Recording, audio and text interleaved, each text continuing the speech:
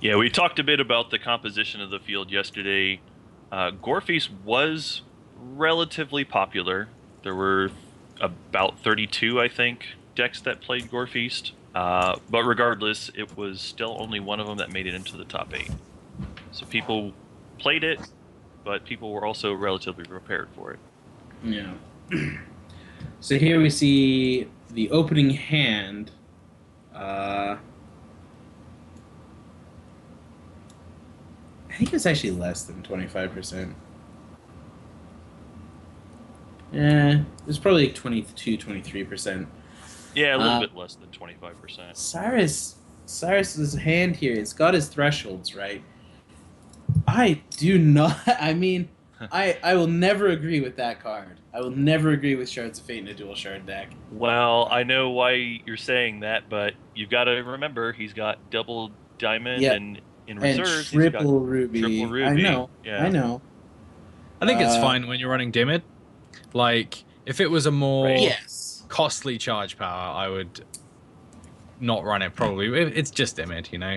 You only need to use Also a that good once or point. twice. Yeah, that's fair. Maybe when we have a second set of dual shards, we Yeah, have to worry about it. but you're right. It is funny that just a 2 shard deck is playing Shards of Fate. Well, and it's a singleton Shards of Fate. Right. It's the only one in his deck, so if it was just a ruby shard, I'd probably be happy.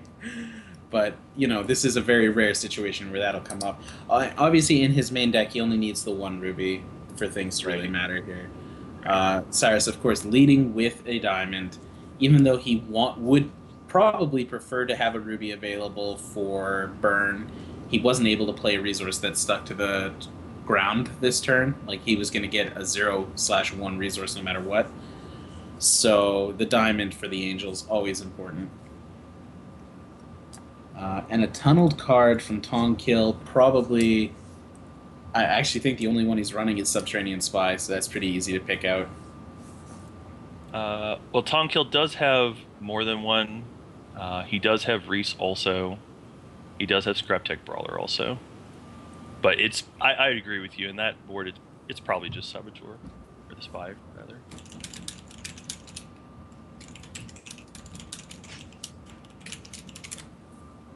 Cyrus deciding to go for the Ruby here.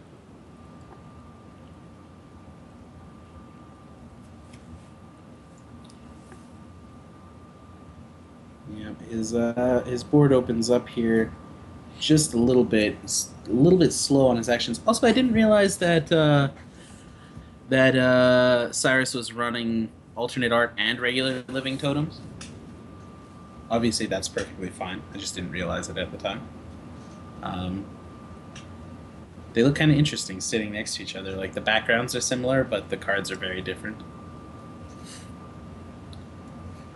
The original's better in every way, just in case you're wondering. I actually think I prefer the original living totem art. I have nothing against Like, the. there's no doubt the new art is better as a piece of art, but I just think the old art fits the It fits theme the card and style really of the card well. better. Yeah. Yeah, for sure. It's a kooky card, man, and that art is definitely kooky. Yeah. What the alternate art living art needed was like a giant like bear head and then like a falcon out of its chest, and I guess it has the wings. But it needed to have like the legs of an antelope or something crazy. A second tunneled card. Okay. Well, the first one could be Reese. First one could be Reese. Obviously, if you got it, you're going to put that in before Spy, right? Mm-hmm. Almost wonder if he has the 4-3-2 curve with the. They really should Scrap just deck. set an IV up with energy drink next to Cyrus.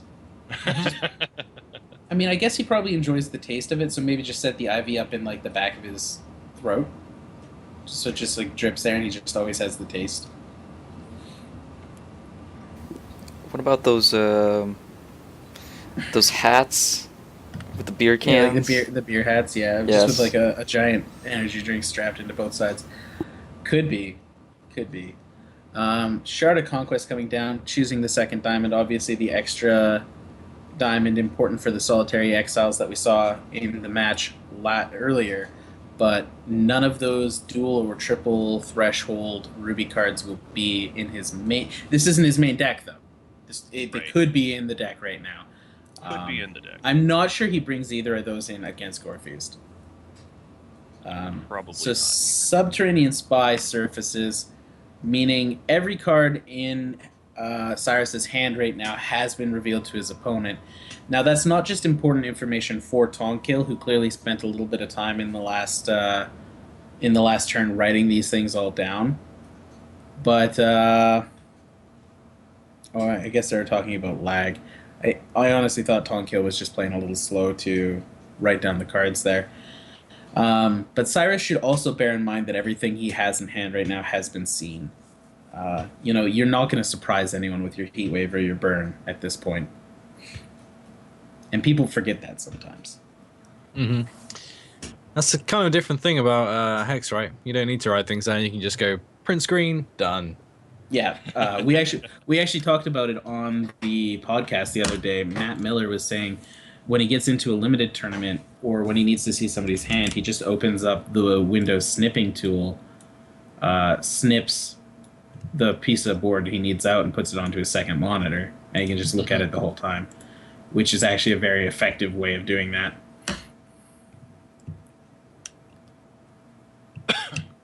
Shosny's correct.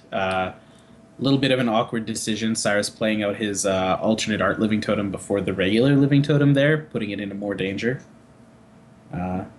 Sacrificing his alternate art, maybe to cover up the fact that he has a regular living totem.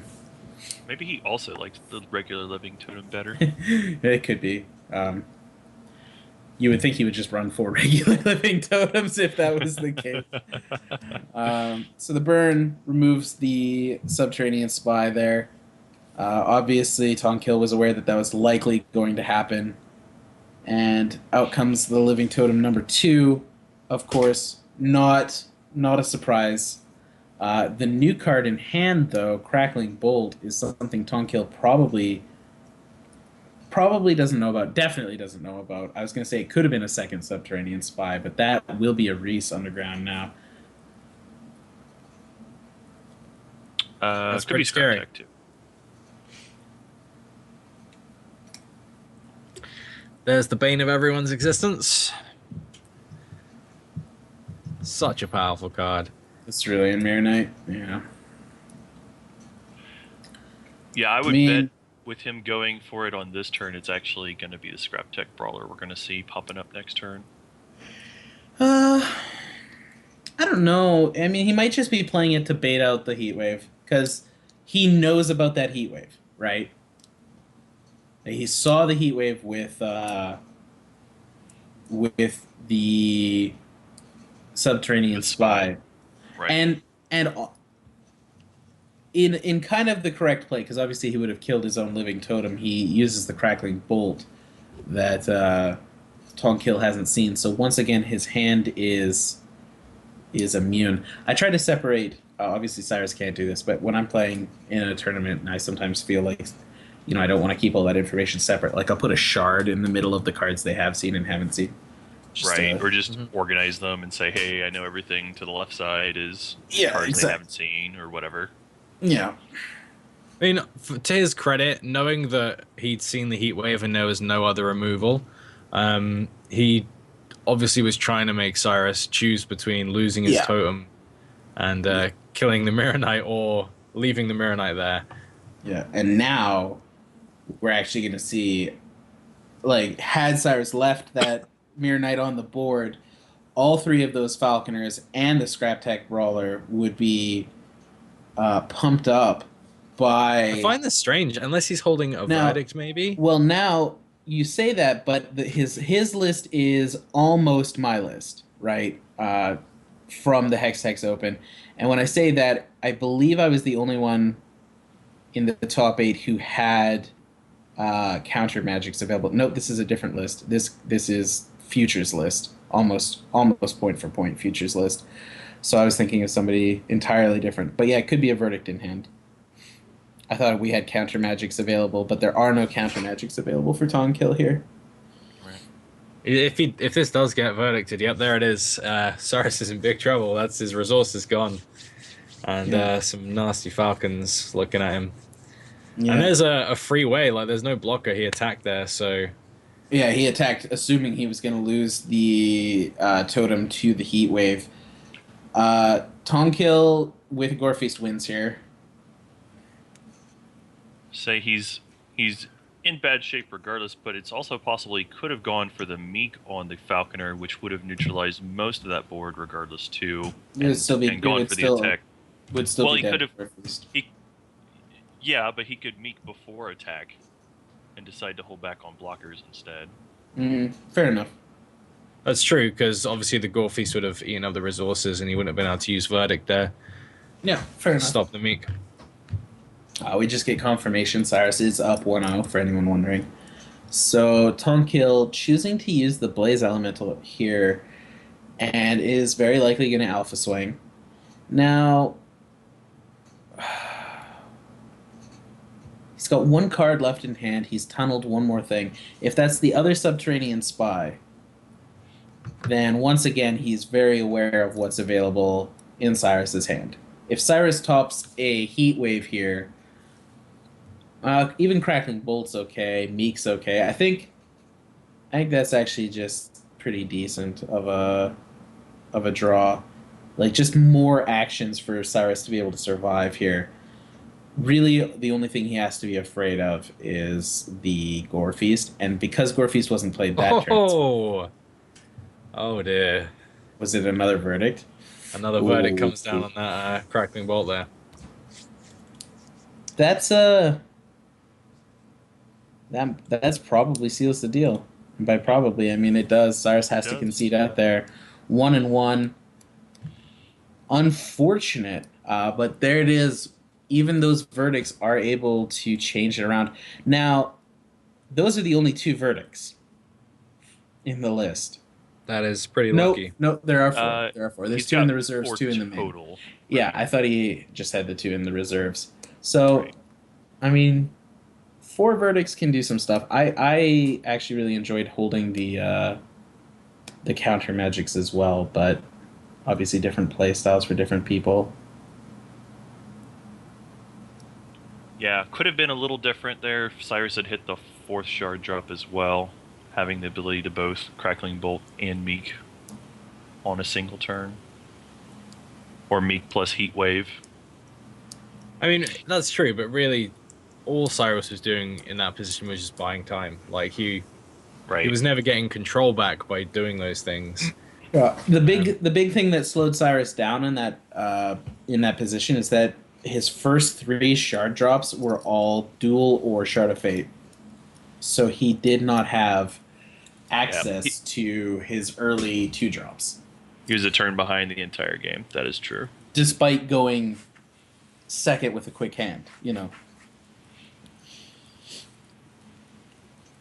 Things change here. Cirouss is going to get to be on the play if he chooses to be. And that's obviously... That one turn is a huge swing in the ability of Gorefeast to play certain cards. Like Mirror Knight loses a little bit of value in the matchup when you're going second. Your opponent just has an extra turn. Yeah, you just lose that one extra turn. Instead of winning on turn 4, you're technically turn 5, so to speak.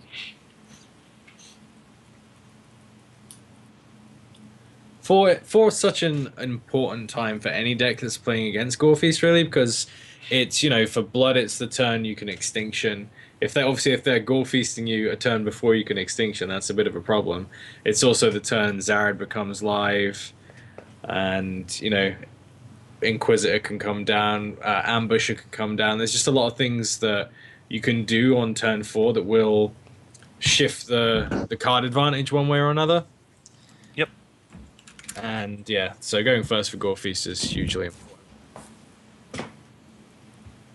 Which is why the matchup usually favors them In most situations, it does, because you win game 1 on the coin toss, and then, like, this is a big part of the matchup, right? Like, in game 1, if your opponent isn't built to beat Gorefeast, you should do well. Then in game 2, when they reserves in and go first, you're in a little bit of trouble.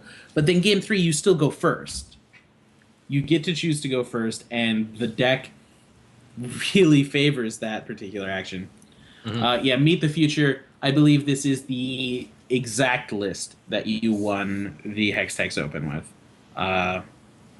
Right down to, like somebody said, the Singleton Warbot dropship. It's actually not your exact list, because in his reserves he has socketed his Heroic Outlaw with the Prime Ruby of Destruction and the Ruby of Ferocity, whereas yours was socketed with the negative attack Blood Gem and the -1 on block gem.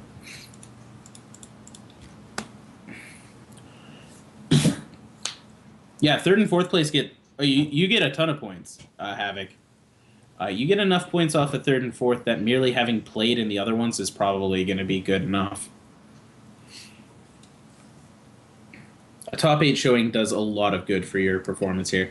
Now, Cirouss, looking at his opening hand, better resources, Burn, Heatwave, Alternate Art, Regular Living Totem. Almost the same hand. Lost with it last game. Does not get But an he's on extra the play, card. and he has the shards that come in that he can use right away. Yeah. Because by the time he's playing a Living Totem, there won't already be a Cerulean Mirror Knight on the board. Kind of scary. TongKill did not mulligan here. Goes up to 8 cards in hand. Both players playing with no sleeves. Minus points for them there. The Sapphire lead. Well, not necessarily, because judging by the tests of we're about to get new ones that replace these, so this could be the last chance you get, right? Yeah, that's fair. The base sleeves are changing entirely, which is good, because I think the base sleeves actually look really... Like, the base card back just looks bleh. How many points is likely needed to make the Invitational Stormchild is very heavily dependent on the attendance for the Sapphire and the Wild Cups, but we expect a very heavy turnout for the Sapphire at the very least, and Wild should have a heavy turnout due to the team format nature that the Dragonboard Guild has decided upon for their Wild Cup. Teams of 3 will be competing in the Wild Cup. It'll be a very exciting event. There's a lot of information coming your way. And the Sapphire Cup has a very special announcement at the end of today, so hopefully you guys are paying attention. If you've been paying attention to who is hosting the Sapphire Cup, you might have an idea of what is coming. But Who's that? Who's hosting that? I mean, you can look that up at 5shards.com. Oh, thanks. Thank you. Well, is that 5shards.com, right? Yes, either the word or the number 5. Oh, that's really convenient. Thanks. That is really convenient. It cost me $14 a year to be that convenient. So here we go with Cirouss playing down that second diamond, going to, well, his opponent has no resources, swinging with his Living Totem. In a world where every card in the game worked, Cirouss would not be able to swing here. I'm just pointing it out. He would not be able to justify this swing. This turn would be very different if we did not have to ban Fisher-Smith. Or even if our conditional ban for Fisher-Smith still existed, because Gore Knight would have been able to run the totem's a slightly different case. He could choose to put flight on it. Nope. Well, he could choose to put flight on it pre-combat.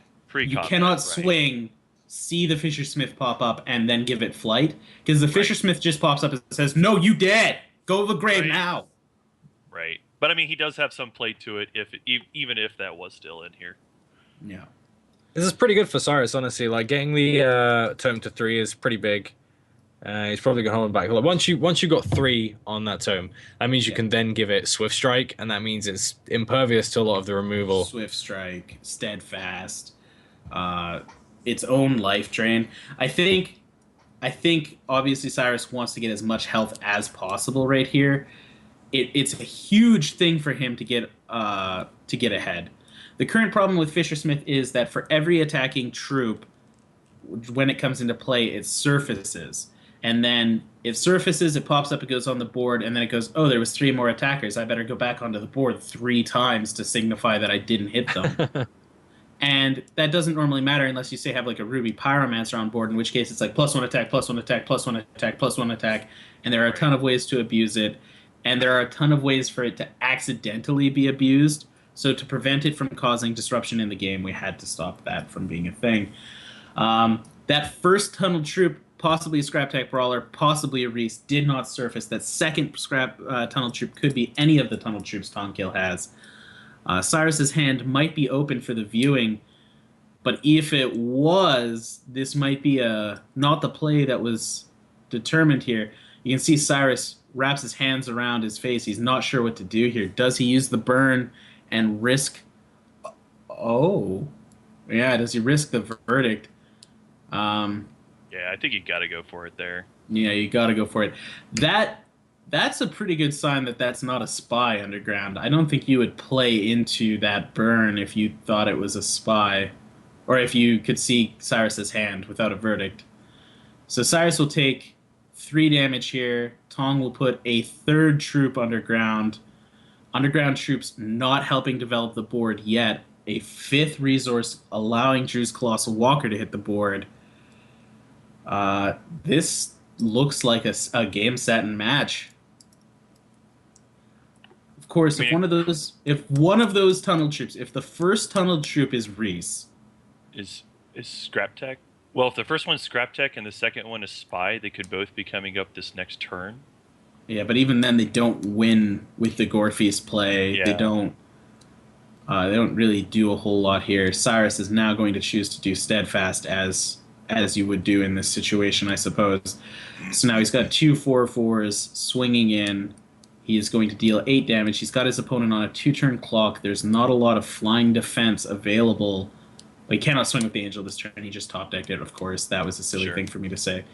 But he still does have Tong on a 2-turn clock here. Assuming he draws a Shard. So Subterranean Spy was one of the cards, so he knew about that burn. He played into that burn intentionally. That is very, very interesting.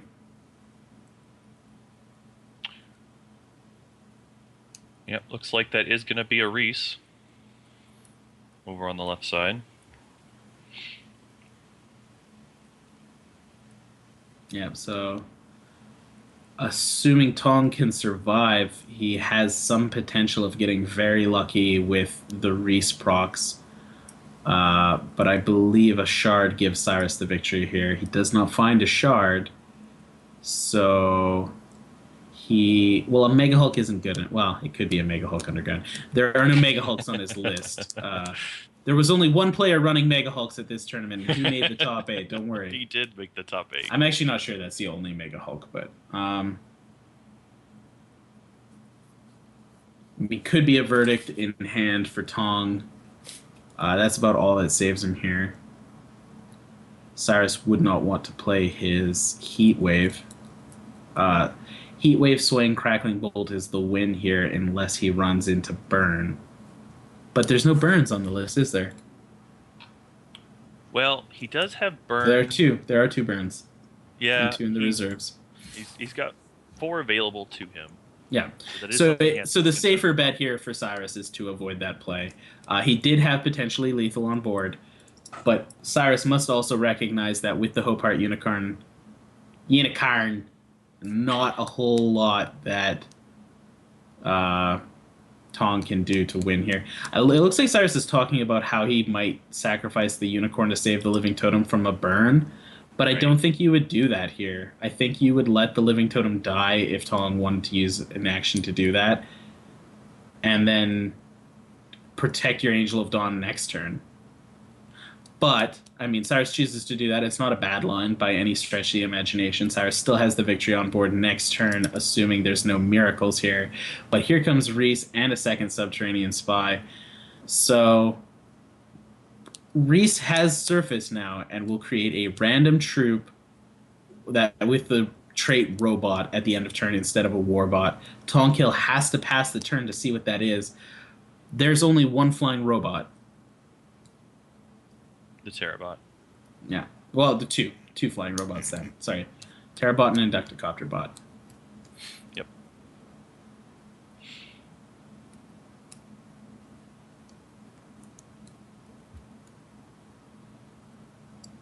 Are there time ripples? No. Yeah, there are time ripples. So time ripple would save the day here. It is in fact the third time in a row that a Reese on the casting table has provided its first troop as a Tower Hulk, which is theoretically a Skyguard troop. It's the only Skyguard robot. That being said, its base stats are 0/0, so it instantly goes to the graveyard. I believe that's not supposed to happen, right? Didn't they say at some point they're not supposed to make cards that are created by the cards? There was some talk. It can create Tower Hulk, but it can't create Hornet Bot. So that's like a weird toss-up or something like that. They've talked about cards that Reese and cards like the Inspiration Engine are able to create that they shouldn't be able to. Basically, it shouldn't be able to create something for you that dies, is I believe the way it was worded. Mm-hmm. But Cirouss choosing to give his Living Totem flight, going on to the finals with Kind Mime. Very excited about that. TongKill saying good game.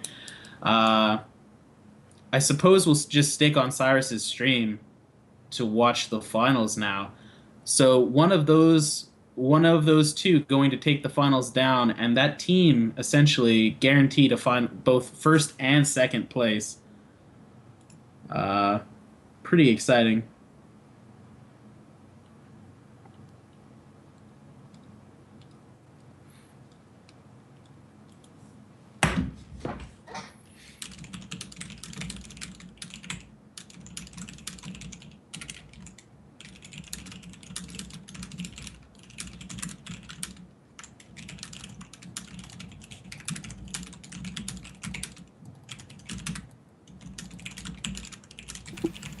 I don't get it. Why does that always happen? I update it on the preview. I show that I already updated standings, but It's because you're bad. yeah, because I'm bad. Not good enough. It's probably because I can like keep the same name or something. Well, anyways. All right, so we've got a little bit of news to throw out here. JJ, you're talking with them in the separate chat. It looks like the finals match winner has already been decided, but we might still have the game played out anyway for you. So we'll let that deliberate in the background. Like I said, Cyrus and Kind Mime. Okay, Cyrus and Kind Mime aren't on the same team. My mistake. I thought I'd heard that earlier that they were. Well, yeah, Kind Mime tests with Cirouss as well. Okay. Kind Mime's also in our guild, so sometimes he uses decks from our guild, sometimes he uses one from the other playtest group. Yeah, I mean, that seems fine. Yeah.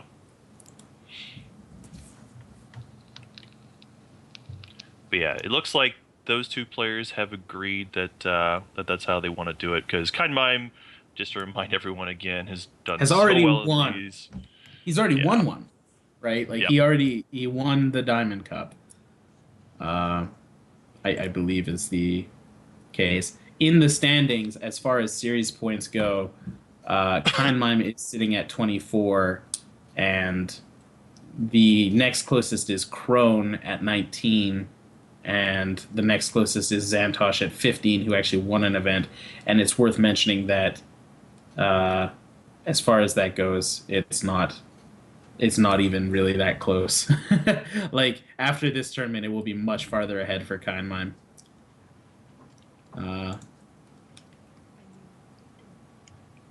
So that's pretty exciting there. So they've agreed they're going to split the prizes, and I believe they're still going to play.